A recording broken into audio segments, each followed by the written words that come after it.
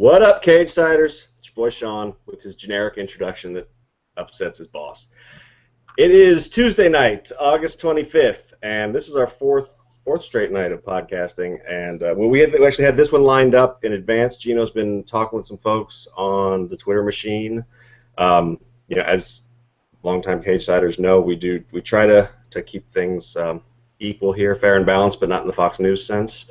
So we wanted to talk about feminism in wrestling, gender equity, gender equality, women, being a woman in wrestling, being a woman fan of wrestling, all these things. And Geno and I are not women, so we got more people.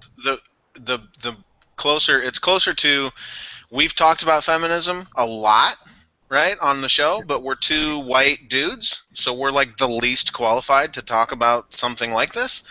And it's like, okay, so we have some friends and they're women, so why don't we talk to people who actually experience these things? Like, I don't ever have to worry about how I look in the world because no one's ever going to say anything. So it's, I don't face the same kind of issues or whatever. So yeah, we brought on some friends of ours. So, Kara, that's how you say that. It is how you say that. How are you? I am great. For our listeners, who are you? That sounded really aggressive. I'm sorry. Wow. Who am I right now? Okay, so I'm a person who watches wrestling. I've been watching wrestling a lot for, I would say, the past 6 years or so, and then less so when I was a kid and growing up. I'm also a person who spends a lot of time on the internet and always have, since we got the internet when I was 10. So I'm also a person who identifies really strongly as a feminist and kind of bring that with me in all of my interactions and experiences. So I guess we've had some fun conversations on Twitter about this stuff, and thank you for inviting me to come and talk and drink and sit on camera with you. We've had very fun conversations specifically about two kinds of cheese. And The Rock's... There are three kinds of cheese. I remember now the origin of that joke. The Rock, remember, he was saying at the Royal Rumble, after the Royal Rumble, he did that really bizarre promo with Roman Reigns, and he was taught there are only two kinds of cheese. And you were like, you went on Twitter for like a 3-day run of jokes about how The Rock doesn't understand, or he actually believes that there are only two kinds of cheese in the world. It was hilarious. Those are the moments in wrestling that I live for, really. The cheese joke moments. And we're also joined by Kate. Hi. Kate, how are you? Good, yep. We're very well. I guess I should ask you the same thing. Who can introduce, please introduce yourself to us and our listeners. Yeah, of course. Freelance journalist. I've been writing about wrestling fans and totally am a wrestling fan as well. I've done a lot of feminist news and radio in the past. Studied gender theory, and it's both things are things I'm super into and like to talk about. Cool. And I should say both of our guests have written online. I linked to Kate's recent piece in the body of the post that you're watching this on, hopefully, unless you're watching it on YouTube, and then go over to cagesideseats.com and watch it there. And Kara has also published some stuff that I'll send a link to. She wrote a piece about her trip to WrestleMania, which I've never been to WrestleMania, so I'm just jealous about that. But just as some additional background to who we're talking to. So Keith just on Twitter alerted us that on Tough Enough, Amanda is accusing Sarah of quote-unquote sleeping her way to the top. And do you have any thoughts on this? No, it's not his way to the top. It's Triple H. So, no, go ahead. This is Kara tweet. I didn't tweet that. But... No, that was another one of our writers on the site tweeted that. Keith. Yeah, I said Keith. Keith Harris is one of our writers. Yeah.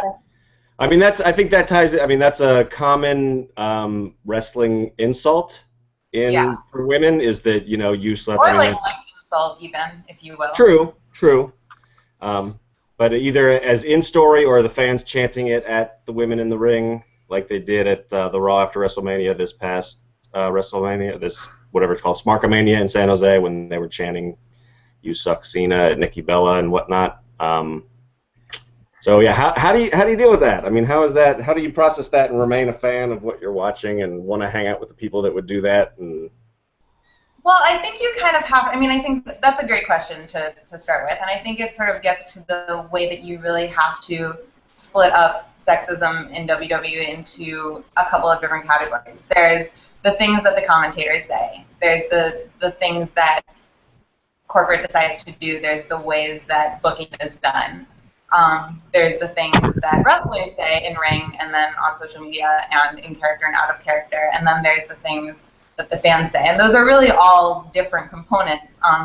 And sometimes they're saying very different things. But I think, you know, I tend to have a lot of leniency for what wrestlers and women wrestlers say in ring to each other to further a storyline that they're being told to further. I think that they have a little bit less leeway than, and a little bit less power in some of those moments than commentators do, and that the people who actually book the storylines do. In my research, some things that came out that actually didn't make it into the article because it was a lot about like past theory, and there's this thing called actually carnival TV theory that I spoke to this like professor about, and it was basically saying that like something that's so over the top, like wrestling, you can actually separate your views. So you can be a very progressive person, liberal, politically minded, but then watch something like, for example, and this is maybe a silly example, but like the Kiss My Ass Club, when Vince used to come out this like very like pompous CEO and have wrestlers like kiss his ass to like save their jobs, and like not feel like that kind of like perpetualizes like corporate culture. So you can still be a feminist and like believe in feminism when even though you see these very over the top things that like you are against and think are wrong to watch in wrestling. that makes sense. So yeah, so it'd be much since it's so over the top, since it's almost campy. It's total fiction. Right. It doesn't affect you in the same way that it does when you experience it on the job or walking down the street. But those sort of things. Right. At the same time, there are these like very sweeping storylines of like underdogs and everything that really, you know, get people riled up, like Daniel Bryan. And growing up around stories like that and watching them when you're very young, maybe in some ways can actually like teach you to be an empathetic person. So yeah, I spoke a little bit about that with like Chris Gethard, and so yeah, that was a fun conversation. But I want to speak to the campiness for a minute because I think that's such an important part of it, and I think that sometimes there's sort of this general confusion about what it means to have better women's wrestling storylines, and you know, there have been a lot of think pieces, if you will, today. And recently, but especially after Raw, that, you know, more screen time isn't enough, that, you know, characters really need to be developed. And then we complain a lot about how a lot of the storylines just sort of pit women against each other. I mean, there's nothing wrong with pitting women against each other because wrestling pits people against each other. That's like the storyline of wrestling, is that like these people are in a fight. Like that's literally the whole thing. Mm-hmm. So I think it's a little bit hard to you know, nobody wants to lose that campiness, and I think there are a lot of ways that campiness and joy that we love about watching wrestling can be utilized to build really interesting female characters. Do you watch Mr. Show? Does anyone watch Mr. Show? I did when it was on. Yeah, I'm old. Right. So. There's this like Mr. Show skit where they're that Sarah Silverman's in, and they're like, it's like a band that goes to a high school to perform, and like. One guy has Indomitable no Spirit, or is that the one? Yeah. Okay. And it's like, you know, the guy who has no arms plays guitar, and like the guy who has no legs. And then Sarah Silverman's line is, and I'm Fran, and I'm a woman, and like that's the joke, like that's her disability. And I feel like that's kind of what happens in booking, is that like the female characters are so interchangeable and so impossible to discern that it's not fun to watch. It's like not only is it not feminist, it's also just like not fun to watch. And there's so many great things you can do. You know, Vicky Guerrero's horrifying to watch as a feminist, but was really fun to hate as a viewer. And I think that there's something in that that could really be exploited and could really be a gateway to creating multiple storylines involving women instead of one storyline that's just like, you know, girls pulling each other's hair. I would really like to hear your thoughts on the Lana, Rusev, Summer Rae, Dolph Ziggler stuff. Like, because I know I can't speak for Sean, but we've been, I think, united in our hatred of how everything's played out as far as they changed the story halfway through, and then I don't know that it squares to have Lana assert her independence, and then now I don't see any independence. I just see she's the same person as her next boyfriend. And it's like... Yeah, Lana is such an interesting character because she shows up, right? Like, she shows up as a real manager, like, wearing a suit, like, running her mouth, like, with all of this really viscerally felt power. Totally in control of the man that she was with. Yeah, and I remember feeling like that was a real departure, and that was I was really interested to see where that was gonna go. I mean, just the way that she was dressed was such a vast difference from the women that you usually see in the ring that I was really fascinated by it. And I thought, you know, in a lot of ways it was really very problematic because here's this extremely beautiful, extremely blonde, extremely as sort of archetypal as you can get, idealized woman who is sort of beyond sexualization and is only treated well because she's sort of classy in a way that the other women in WWE are not. And I felt like that was really problematic, and I didn't like that Lana was getting this sort of special treatment. And now I feel like what's happened is so upsetting because you see Summer Rae in this role, and like Summer Rae is it just breaks my heart to watch Summer Rae. Like the way that she's treated, the way that she's spoken about, the way that she's like shows up to the ring. I was watching SummerSlam with a few friends who like hadn't really watched wrestling at all since they were kids, and there's this, you know, Lana Summer Rae. I'm definitely not going to call it a match, but like altercation going on. And they were like, we're confused. Like, are they wrestlers? Like, what's happening? And I'm trying to explain to them, and I'm like, yeah, so they're like kind of wrestlers. Well, like Summer Rae's a wrestler, but like they're just supposed to be like girls that are there, and they're like sidekicks, but they just like happen to get in a fight, and now they're fighting. And I was like, wow, that's like really sad. That's like a really sad description of a women's wrestling match. And I feel like they're just like the manager role is such an interesting role. Like Paul Heyman is by far my favorite person to watch. I will watch Paul Heyman talk. I will watch Paul Heyman read me anything. He's so much fun to just watch and listen to him talk. And I feel like there's so many great managerial roles that could be such an opportunity for women to have a really great voice and really great mic skills. And Lana seems like a perfect person to do that. And I think it's, you know, we can still get there. I'm not giving up. I think it's a good sign that people are excited about like what Lana's doing next.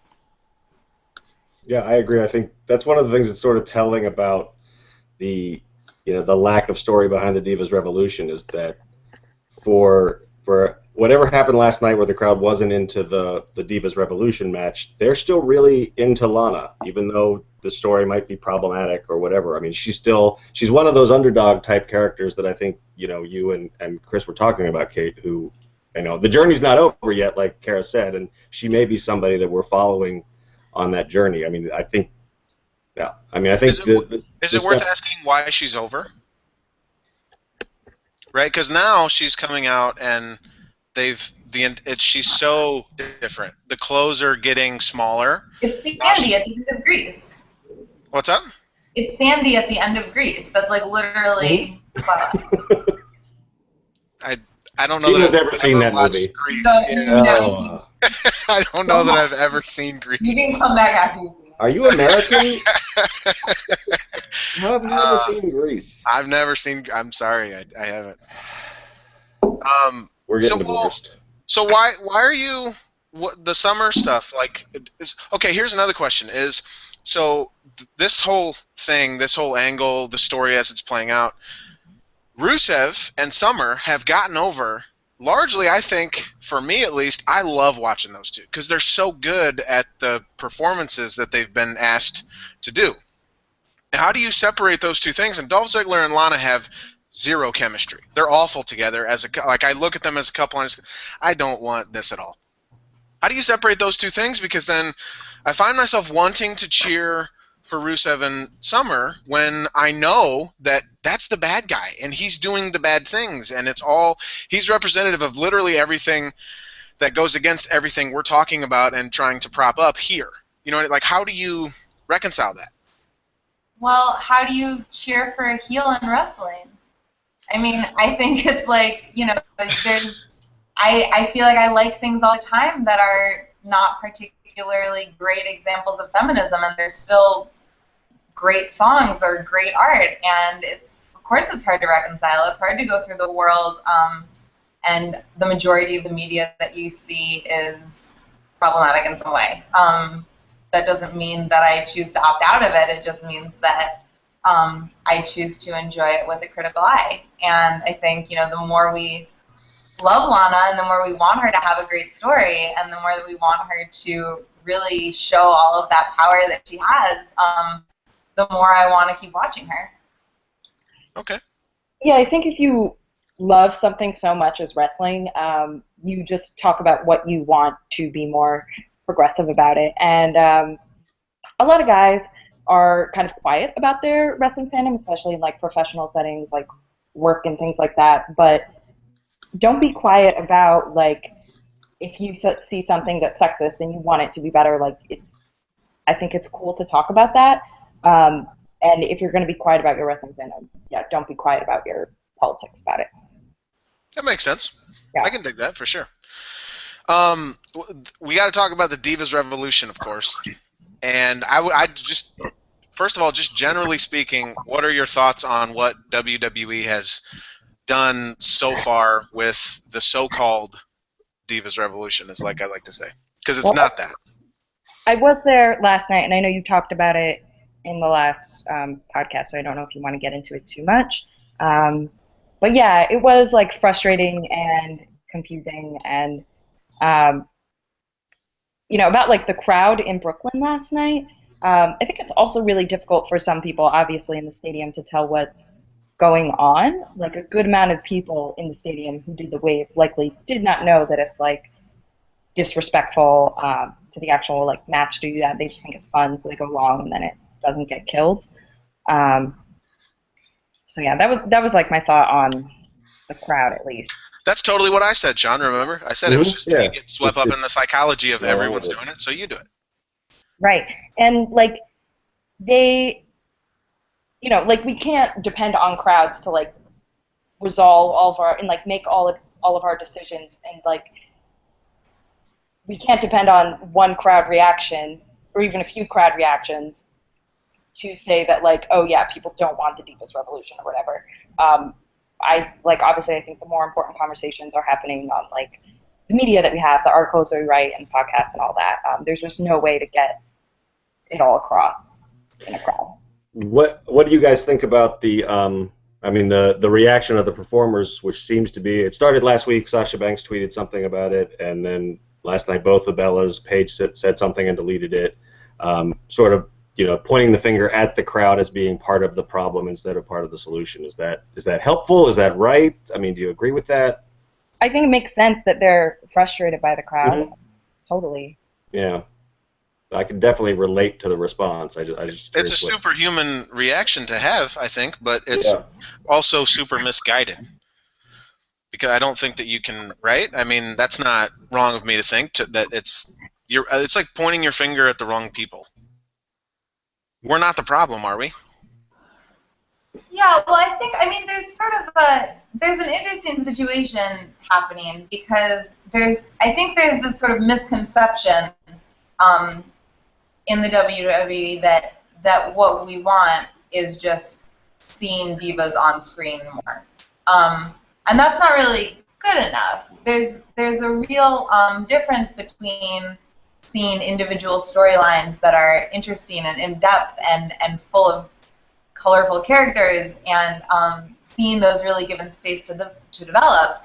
But I feel like what we're seeing a lot of is these sort of like, all right, let's put all of them on screen at once. Like, let's just see 6 girls or 9 girls just like in the ring, like all together, yelling at each other for a good 10 minutes. And that's not really accomplishing a whole lot of anything except erasing their individual voices and characters.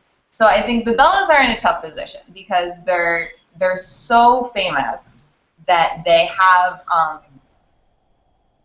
it's hard for them to really do a lot with the characters that they're living. They have these mean girl characters to work with, and I think they can do a lot within those characters, and they have done a lot. They can do a lot within their wrestling, and Nikki has obviously had some really amazing matches, but I think they can't really, you know, it's not like we're going to open Raw one day and Nick is going to show up and be like, all right, guys, I read some Judith Butler, and here's what I think, and like now I understand feminism, and let me just like lay some truth on you. Like, that's not really going to happen because we haven't set it up to do that.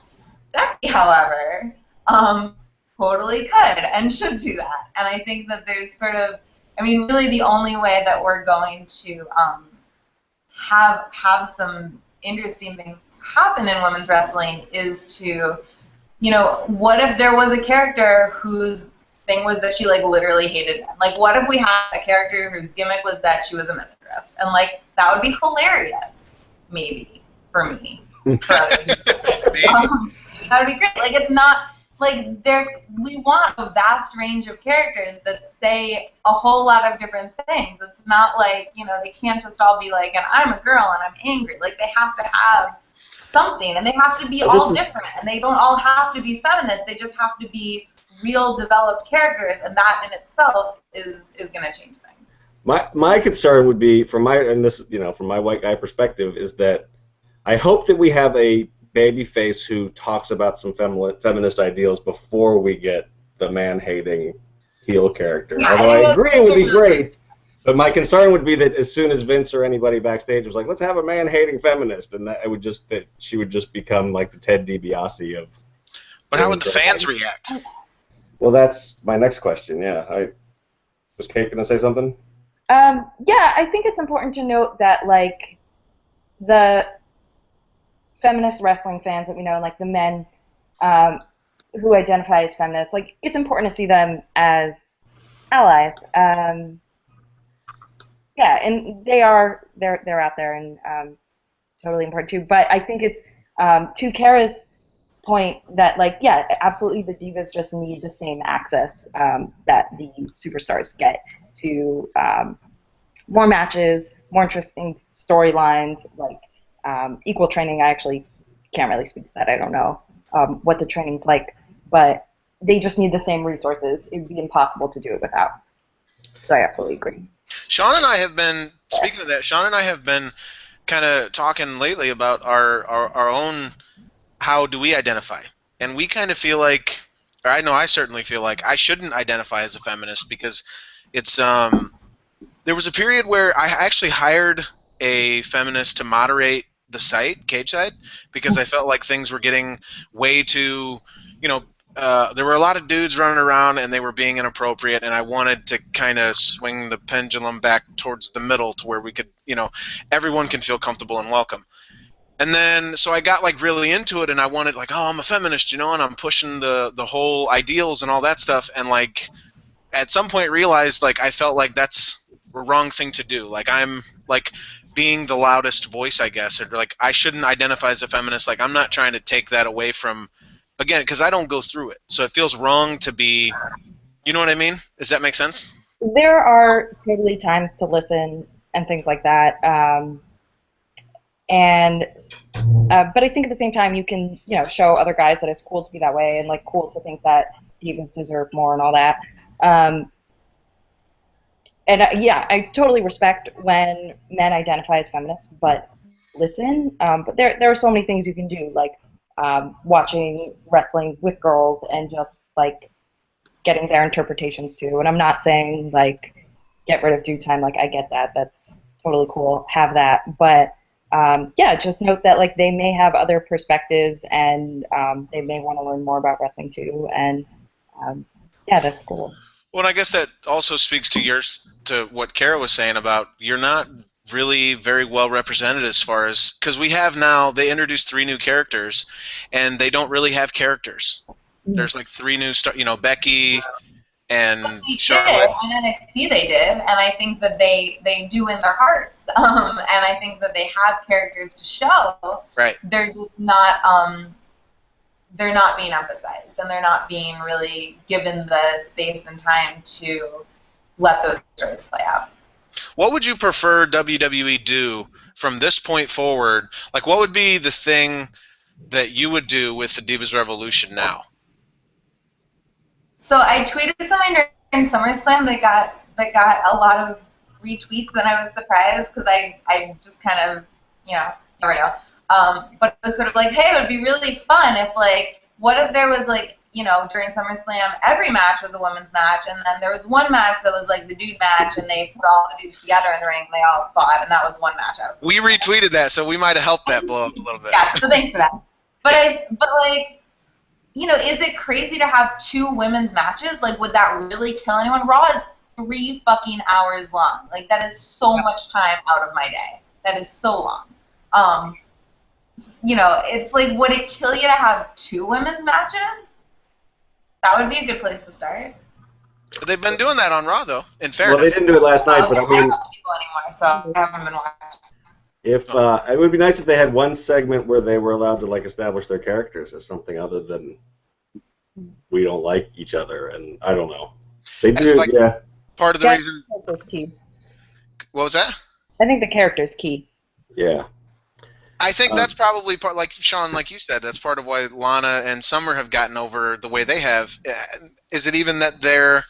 I feel it's just like we've said, like if you have, even if the story's not any good, if you actually just have a story, like we as fans will just decide at some point who you like and who you could watch literally any movie. I mean, yeah, I think that's part of why Dolph Ziggler is still over, because at one point he was this underdog that we were all rooting for. He has become just a big asshole who, like, makes jokes about women and shakes his ass and wears horrible clothes.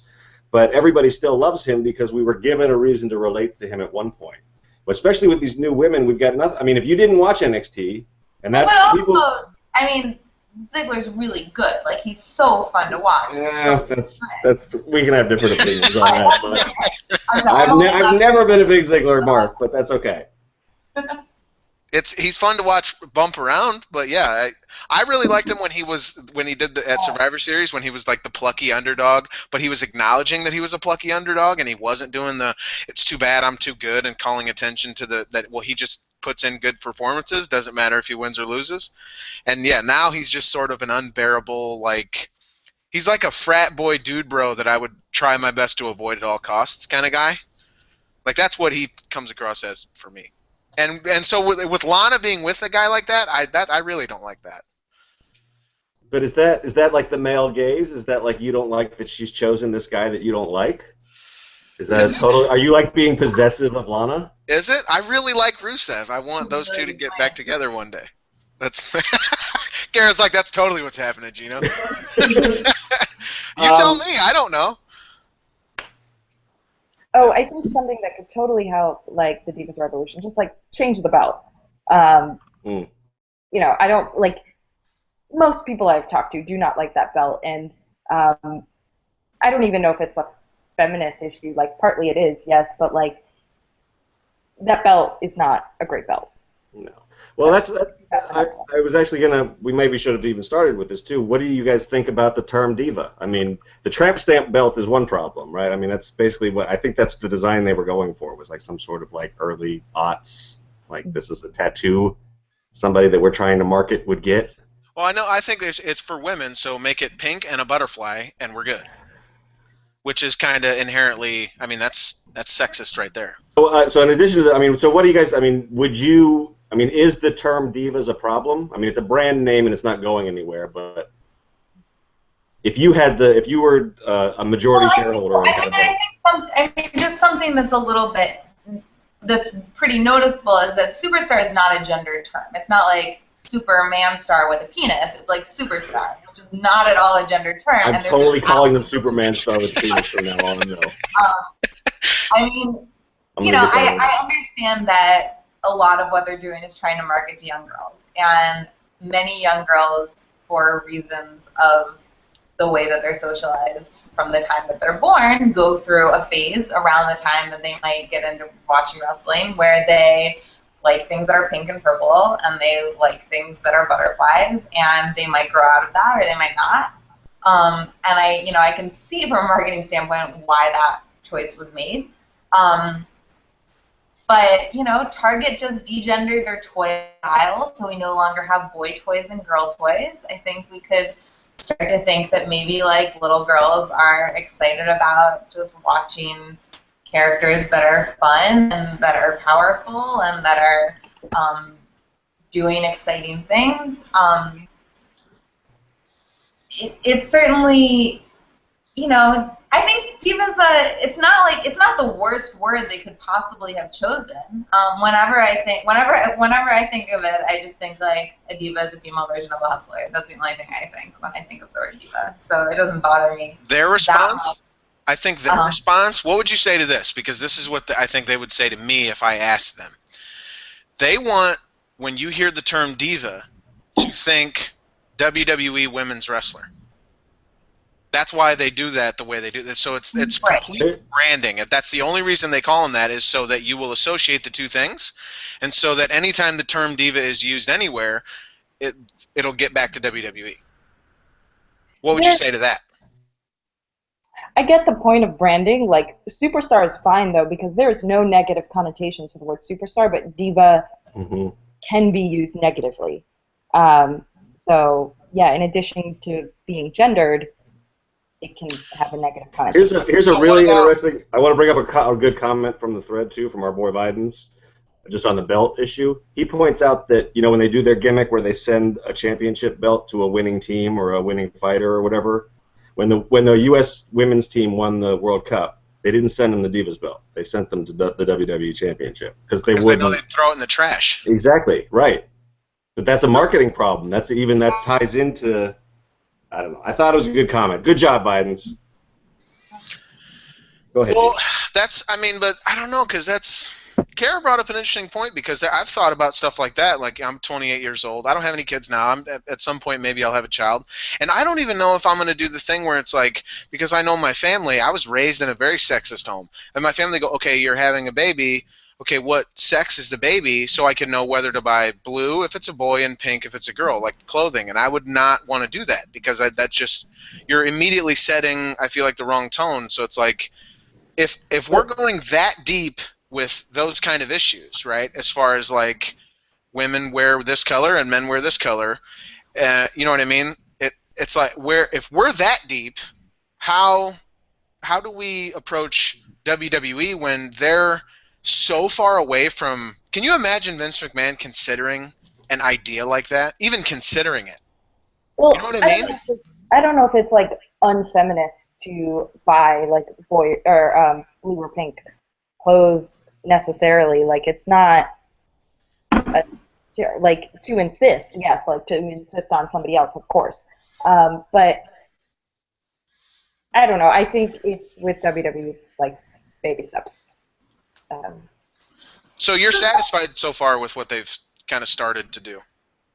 No, I wouldn't say that. I mean, it's slow, obviously, and I agree with what we've said so far. Like, they can't just have more airtime. Like, that's just not effective.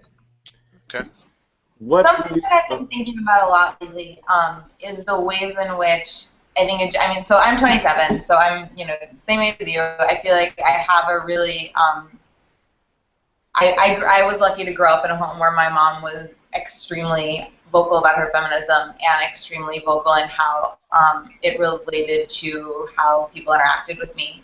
But I also feel like there's a thing that's happening with the generation younger, where they're really shifting the blame. So I think for me, when I was growing up, it was a lot about okay, to be a feminist, here are the things that you can do and here are the things that you can't do.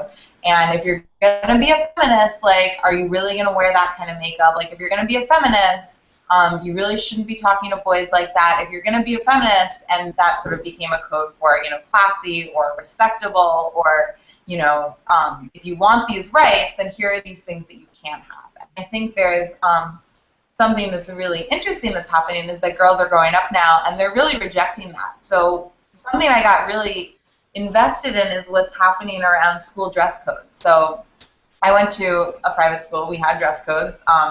They were they were enforced pretty heavily for girls, and they were enforced mostly by teachers, you know, coming up to you and snapping your bra strap and being like, I shouldn't be able to see that, which obviously has all kinds of problematic connotations. And now girls who are in high school, who are 14, 15, 16, are going to school and saying, actually, like, if I'm distracting you, that's your problem because I'm a 15-year-old girl going to school and I'm trying to learn. And, you know, that blame shouldn't be on me, and worrying about what I look like when I go to school in the morning shouldn't be on me. It should be on you to not sexualize me as a 15-year-old girl at school. And, you know, watching girls fight back against something like that, like school dress codes, that wouldn't have even occurred to me to turn around and say, you know, actually that's not my problem, that's your problem. I found that really interesting, and I think that there are a lot of ways that we self-police ourselves as feminists. I know that I do, and say, you know, if I'm going to be a feminist, am I allowed to say these things? Am I allowed to dress this way? Am I allowed to have these conversations? Am I allowed to watch wrestling? And it's kind of like, well, the problem isn't me. The problem is the world that is a sexist place. And rather than worrying about what I'm doing, maybe I should be calling out sexism more where I see it. So, you know, I think a big part of it is turning around and putting that blame where it belongs and making change where it needs to happen, which is not, you know, Becky Lynch thinking, well, you know, is this outfit okay? Am I representing feminism, which I know 100% she wants to do when I go into the ring, you know, dressed like this, but actually saying, you know, I'm going to wrestle the best match I can possibly wrestle, and everything else is needs to change around me for me to do my job better. Something we've noticed is that it certainly seems as though the outfits have gotten increasingly, and that's a big point of discussion on the site today, that Nikki Bella's ass is basically all the way out at this point. Is that a problem for you, or do you not mind that at all, or do you think that anyone who does mind that, like you were just kind of talking about, like, that's on you, that's not on me, versus, I mean, that's probably happening for a reason. Like, she's not, I can't imagine it's comfortable to be, or maybe, you know what I mean? Like, what's the proper approach to that? Like, you know, Summer Rae having to do that bit in heels and, like, this thing that's really hard to move in, like, that's definitely not comfortable. I think Nikki's fine. Like, I think, you know, I mean, Cesaro's ass is hanging out all the time too, and, like, I think that's part of it is just wrestling, but part of it is also, you know, what does that outfit mean? Like, am I wearing this with strength and to wrestle better, and, you know, do I have a cool look? And, you know, like, I think people, I mean, I'm remembering back, like, the whole bit with Paige months and months ago where, like, they stole Paige's clothes, and so she, like, had to wear the fairy costume, which was, like, Leva's costume from being a fangirl, and like, that was a weird bit, but I feel like, for the most part, you know, I hope that they get some say in what they wear. I think they get a little, but you know, being mostly naked is kind of par for the course for wrestling. I don't think that's necessarily going to change. Yeah, it's hard to say without knowing how much input they have, or how comfortable the wrestlers do. Well, I guess I would ask then if it's specifically designed to show more, would that bother you in any way, or would it not? It depends on who wants to show more. Well, I think it depends where that's coming from. If it's, you know, if it's a girl who's, like, coming up on the roster, who's young, who hasn't had a lot of primetime television experience, and they're, like, pressuring her into wearing something that she might not have chosen, that's a problem. Mm-hmm. I have no problem with women wearing whatever they want to wear, and using that in the ways that they want to in order to Yeah. do the work that they're doing. Okay.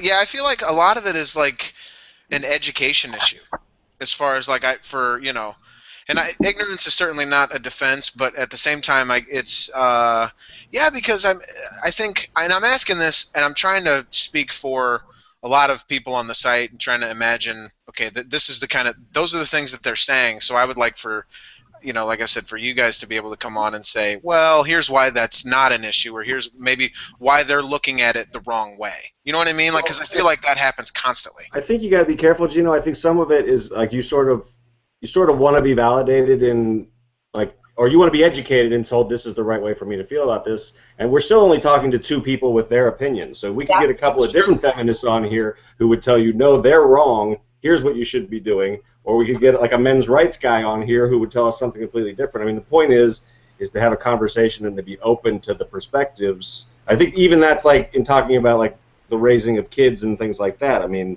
if your daughter really loves pink and wants to be a princess, and you've done everything you can to educate her on her choices, and she doesn't have to do that, that's not bad. I don't think. I mean, that's my opinion, but no, yeah. My point earlier was that when it's the age where they don't have the choice, and you're putting it on them already, and I don't that part. Well, that's your role as a parent, is to make sure that they don't get. I also feel like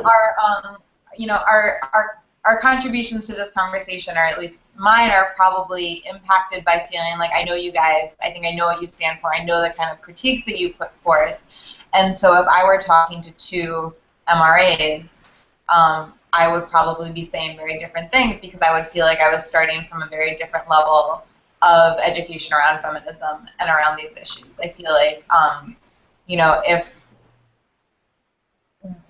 it's not like there's a list that we have of things that are feminist and things that are not, and we just refer to the list whenever we're not sure. Like, I think it's that would be so much easier, though. It would be so much easier. It would be. It would be great.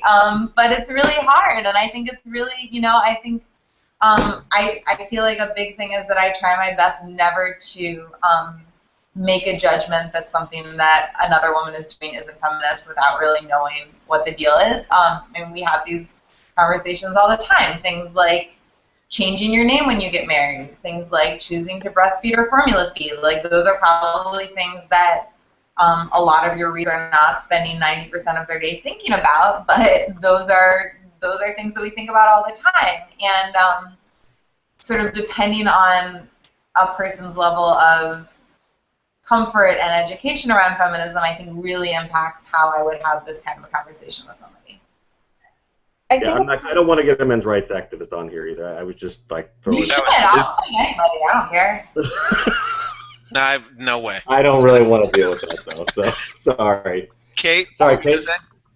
I think a point I want to make is that it doesn't have to be hard to identify as feminist and talk about these issues in wrestling.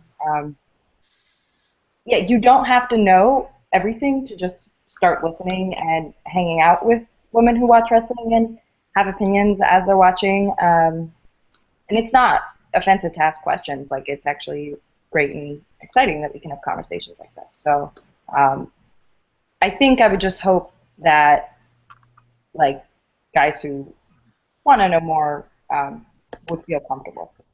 I know for me, like, for my experience with, like, Kara, what you were talking about earlier, because I can remember you tweeted that, and you were like, here are these people answering a question about would you take your girlfriend's last name when you get married, and you're like, oh, look at all these people giving these terrible answers in the comments, and I clicked in and I read. So wonderful. What's that? That was a satire. Oh, was it? Yeah, but it doesn't even matter. Like, those are real things that men say all the time. Yeah, because I didn't recognize it as satire because I was like, all of this seems totally legitimate. And I was, and you had asked the question, and you were like, well, would you take that on? And I started thinking about what my answer would be, and then I tweeted it to you, and I was terrified that, like, and that's what I told Sean. I'm constantly terrified that we're not going to come at this the right way, or like in a way that's productive. Like, because we have our times too where I'll feel pretty strong in the angle that we take, or like a thought that I have, or I'll say something, and then a woman will be like, hey, that's kind of not, I don't know about that, and then I'll feel like, well, shit, I guess I don't know better.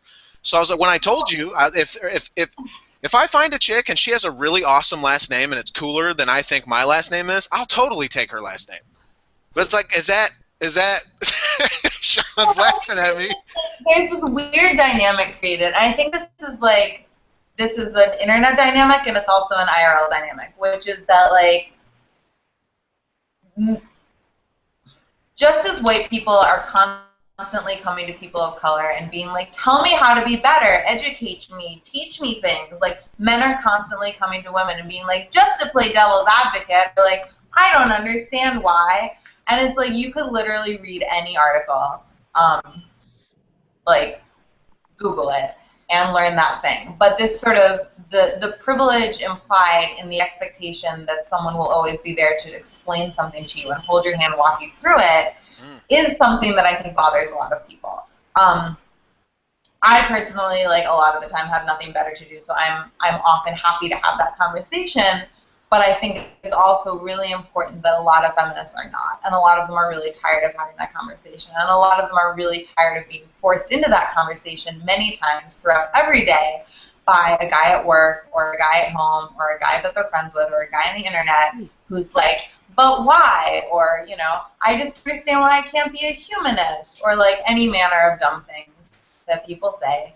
And so I think it's really, you know, I think it's really important to strike that balance between starting, you know, if you want to be a good person, and I think like to be a feminist is to be a good person, there are some really great places to start, and I think it's really powerful to do some of that on your own and to confront some of those issues on your own. And I think it can be a really challenging and personal thing, and it can kind of shake you up. I think to realize that you're part of a group that has historically, I mean, we're like, you know, we're joking about it because we joke about things, but it's actually like a pretty big deal, like to be part of a group that has historically oppressed and violated and hurt and pushed down another group of people is a hard thing, and I think a lot of men have a really visceral and defensive reaction to that, which is understandable. And I think a lot of men feel blamed for things that they personally haven't done, which is also understandable. And I think it can be really powerful to come to a conversation or to come to a disagreement or to come to an internet tweet stream having done a little of that research and a little bit of that work on your own, and that can go a really long way. Because I know that Kate is happy to educate people, and I'm happy to educate people, and a lot of women are also not, and they're too busy, they're too tired, too angry, and they are not going to do that work. And I also really support and understand that.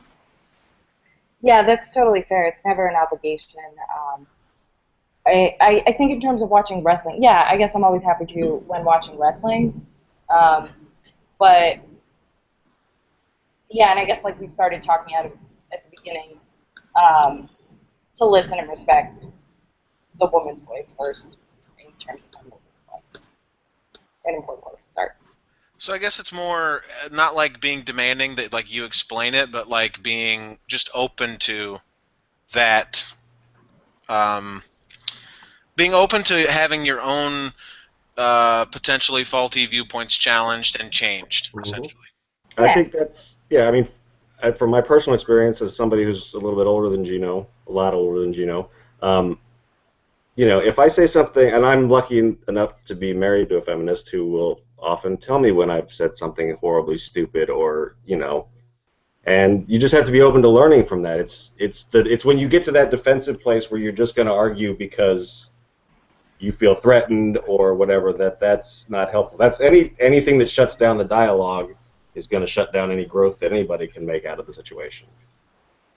I think something fans could do during wrestling, particularly something I like noticed last night in the stadium, and it's obviously a thing, like going up to get a beer during the women's match, like just get a beer when you're bored, like during whatever boring match. Don't, you know, obviously just assume at the beginning of the women's match it's going to be boring. So that's like a big habit, I think, of, you know, that could change. Absolutely. It's called the bathroom break match. Yeah. For a long time on our site too. All over the internet, yeah.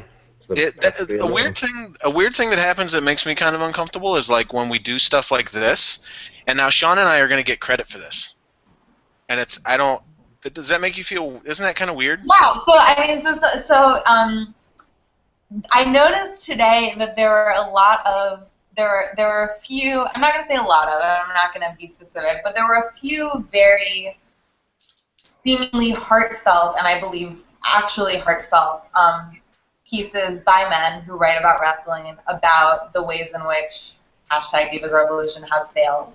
And I think there's a really fine line.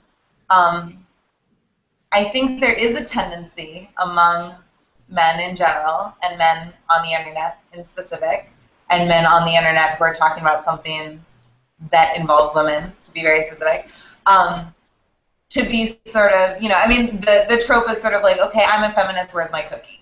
Like, there's this sort of expectation that, I've done the bare minimum of caring about women's issues, and now I deserve all of this attention and reward. And I think that that's something that can happen consciously, and I think it's something that can happen unconsciously. And I think that it's so important to.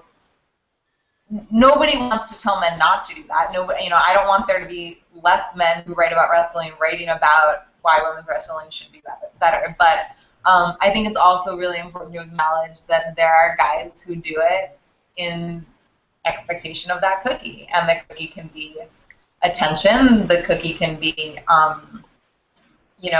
girls with their guard down because you've now identified as a feminist. And I think it's a really interesting dynamic, and I think I don't think you're going to get any credit because, we've already gotten credit. That's what's, yeah, even when we've, you know what I mean? Like, even if it's just, I'm so glad you guys are doing this, like, thank you for being open to do stuff like this. Well, thank you for being open to do stuff like this. Like, I think that's legitimate. There's nothing wrong with that. Yeah, I don't know. Shut up and take a compliment, Geno. Well, no, that's what I said, because that's what I mean when I say I'm just never sure of it, because I know within me I feel uncomfortable because I just don't want it to be like, hey, it's Geno's so great for having set this up, Geno's so great for having done this, Geno's so great for... Subconsciously you actually want people to think you're so great for not wanting people to think you're so great for setting it up? What if it's like the cookie? Have you thought about that? Now I am. Yeah. I'm just gonna stop talking. Just don't worry about it so much, man. If what you're doing is helping and not hurting, then be okay with it. That's a good point. Okay. I want to ask. I think that touches on both of it. And you guys are both. You have an internet presence. You both are, a journalist and a writer. That's not an easy space to be a woman in. I mean, you guys. I mean, and I think that within the wrestling community, because I know how much is done at Cageside to police the community to keep it so that it doesn't become another place where it's just gifs of women jiggling and the things that you see at 99% of wrestling websites. I mean, how has your experience been with that? I mean, how do you engage with that or protect yourself within that space? Well, I think even not just on the internet. It's very common that there will be just one woman watching wrestling in a room of dudes. So yeah, like sometimes it's hard to speak out, obviously, but other times not. I mean, do you find? I mean, I think one thing that I worried about with this podcast is that people are going to be like, "Cool, chicks on camera." I mean, is that? I don't know, am I thinking too little of the wrestling fan base? I mean, I know specifically to Kate's article, I mean, I feel like there are a lot of male feminist wrestling fans, but I feel like we're still kind of in the minority. Yeah, and that's why it was really interesting to write about, because it is sort of a niche group that people, especially outsiders who don't watch wrestling, don't expect. Mm-hmm. True. But yeah, being a woman on the internet is always scary, and I wouldn't say that that's... particularly like wrestling. That's for anything. Right. And we've seen that, in Gamergate and all that. So. Right. Something that I really like about Twitter, really the thing that I like about Twitter, is that it is one of the few places on the internet where I actively talk to strangers. and it has this real ability to, it's got, for me, Twitter is like an AOL kids chat room, in that you develop these relationships with people based on the fact that you said a clever thing or they said a clever thing, and I feel like it's definitely the niche of women talking about wrestling is pretty minor, and I think it's definitely a certain kind of attention is pretty common. I have been asked out on dates on Twitter. I feel like there's a real there's a real layered dynamic, and I've had people in real life, like actual people that I know, like my actual friends, say to me, "You're only watching wrestling so that boys will like you." And I've had to really think about that and really be conscious of what that meant. And I kind of felt like, I know that I enjoy watching wrestling, but I also am not going to discount this experience that I'm having, which is that I have a certain privilege in this community. And the privilege that I have in this community is that I'm a minority, and I'm doing something that a lot of girls are not doing, and that I'm talking actively about watching wrestling. And I think I've had to really ask myself questions about that. And it's a weird dynamic. You look like you're struggling with it. I'm struggling to articulate something. I'm not sure what it is. I kind of want Kate to talk about it, because I know that Kate has her Twitter set on private, and I feel like that's a really common decision for women on the internet for obvious reasons. And totally doesn't have to talk about it if she doesn't want to, but I'm curious if you want to. That doesn't really have anything to do with other wrestling fans. I've never been told by a wrestling fan that I shouldn't be watching wrestling. Like, I've never felt like shunned by a guy that watches wrestling. And yeah, I can see Kara's point to a bit that like it garners attention. Like, oh my God, you're a girl that watches wrestling. That's like really cool. But yeah, it's just great storytelling. So I think it would be silly to like discredit the fact that we really, enjoy that, obviously. Right. It's like you're not going to give up something that you genuinely love because it feels uncomfortable to sometimes be in that community. Yeah. That's interesting.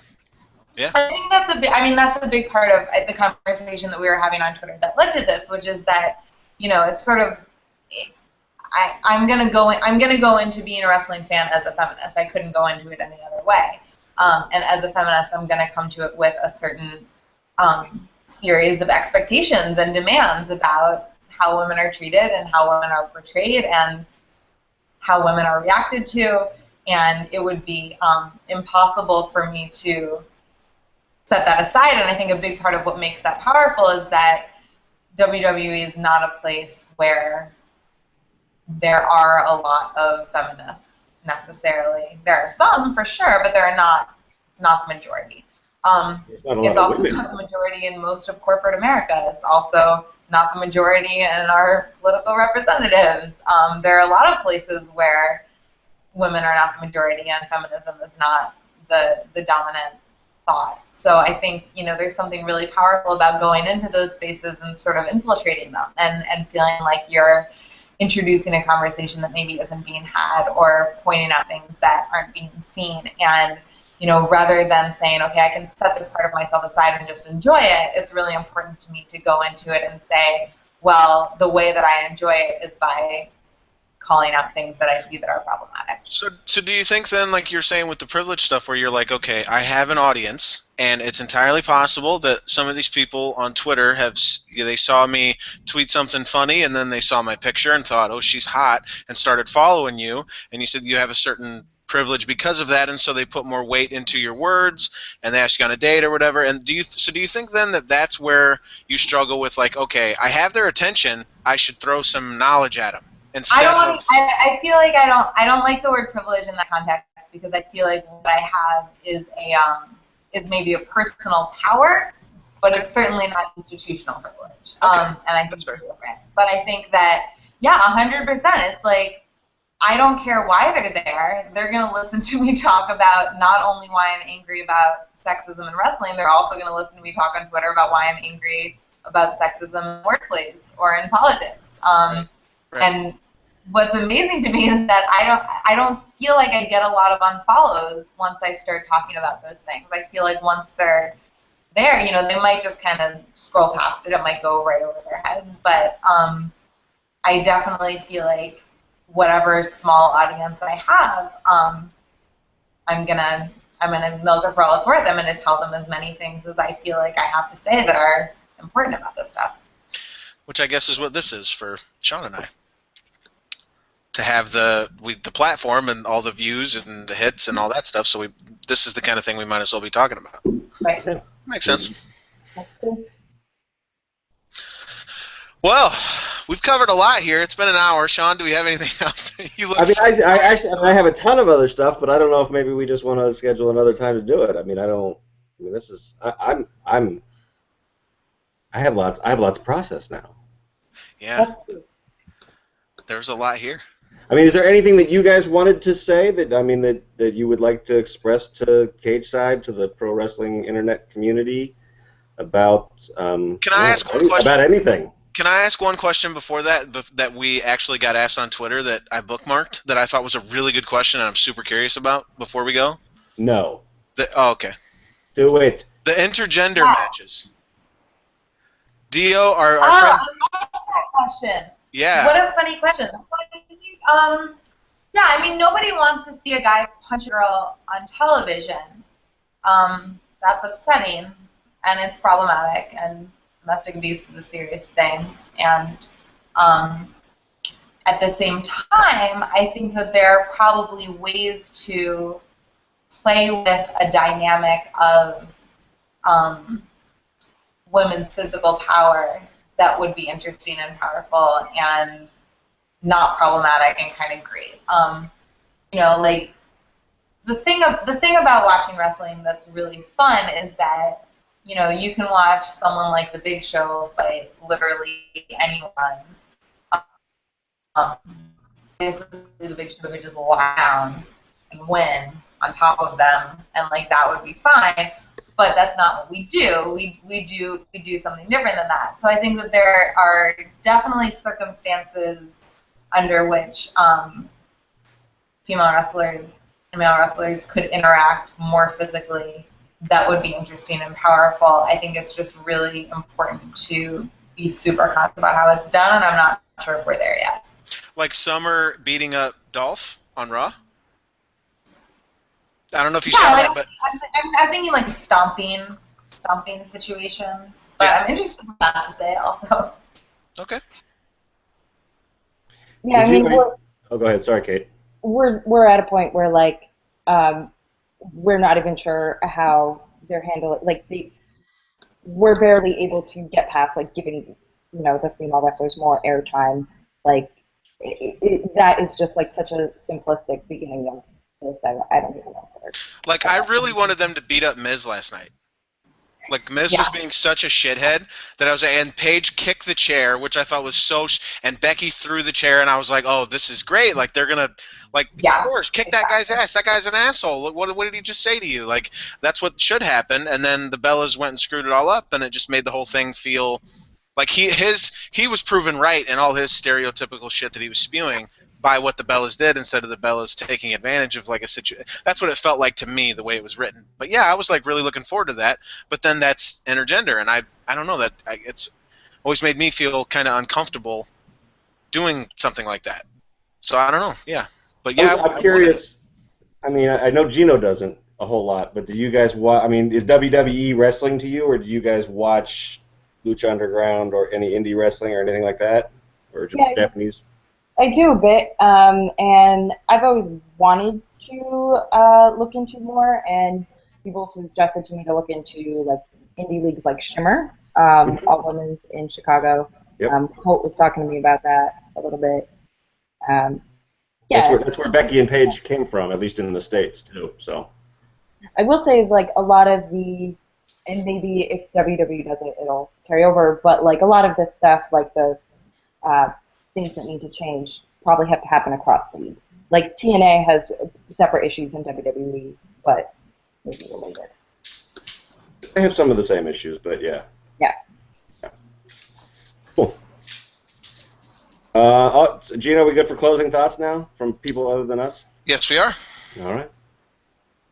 I'm getting called out on Twitter, I'm noticing, because I haven't seen Grease. You haven't seen Grease? What's wrong That is with you? ridiculous. That's my takeaway from this. I exposed the business because somebody said I favorited a tweet, and is it exposing the business because I haven't seen Grease? And then You favorited my tweet about Grease, and you were just totally just. It was probably an accident because I was you were just scrolling on my phone. That was probably an check accident. your motives, Morosco. You know what? Kara's a hero now.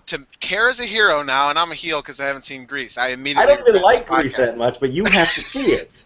How can you have grown up in this country and not seen Grease? When did Grease come out, Sean? But Grease is like timeless. Grease is like Answer the question, Sean. guys, and it's like West Side Story. It came out in the 70s, right? Yeah, Early 80s? I don't even know. It is literally like West Side Story, and it is a modern day of the time we tell it. Exactly. You just have to see it. And don't tell me you haven't seen West Side Story. I want to know what our guests, if they have any final thoughts. I want to thank them both for being here. Feminism and musicals, just so your audience knows, that's what we're going to be talking about from now on, every week. No more special editions, just feminism and musicals every week from now on. Music has a lot in common with wrestling. Kara's totally taken my spot here. Everyone, she got herself over as a hero, and I'm the heel now. Great. Sean and Kara every week, musicals and wrestling. Kate? Thanks, guys. Awesome. Thanks for coming on and talking to us. This was awesome. I would like to do it again. Maybe check in 2 months down the road and. You know what I would like to do? Can we do another show like this where we don't, like, we can focus on feminism, of course, but like where we don't make it like the main focus and we just like break down a wrestling show? Just listen to women and their opinions about wrestling? Wouldn't that be a productive thing? Right? I think so. Would that be cool? Yeah, I mean that's what I do when I'm watching Raw a lot, so that would be awesome. Awesome. Maybe we should live podcast a show. Kara's the big baby face now. I mean, if she's in, the fans are going to be demanding it. I thought this was live podcasting. I thought we were live podcasting. Actually, we'll just sit here and watch Raw, I'm saying. I don't know. Oh, yeah, definitely. I can do that. Just like Mystery Science Theater, just... All right. Second screen experience. Exactly. Our Cageside's very first second screen experience. There you go. That's not a bad idea. All right, everybody. Thank everybody out there for joining us. Hope you enjoyed it. Tweet some, keep tweeting questions and put comments down there, and we'll try to follow up with things. And yeah, if you're a men's rights activist, you're just gonna have to deal with it. Oh man.